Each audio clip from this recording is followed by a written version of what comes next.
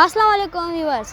جی ہاں، صوبائی، قومی اور بین الاقوامی سارے قوانین یہی کہتے ہیں کہ زندہ رہنا اور کھیل کود ہر بچے کا بنیادی حق ہے۔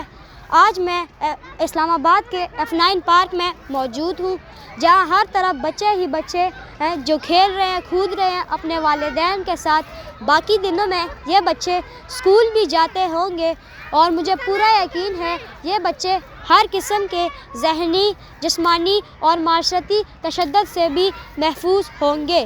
دعا ہے کہ یہ بچے ایسے ہی رہے اور وہ تمام حقوق بھی ملے جو ابھی میسر نہ ہو۔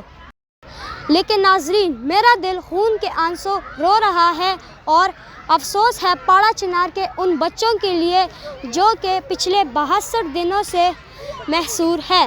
ہوا اور پانی کے علاوہ نہ تو کھانے کے لیے کچھ موجود ہے، حتیٰ کہ جان بچانے والی ادویات بھی موجود نہیں، جس کی وجہ سے بہت سے بچے اپنی جان کی بازی ہار چکے ہیں۔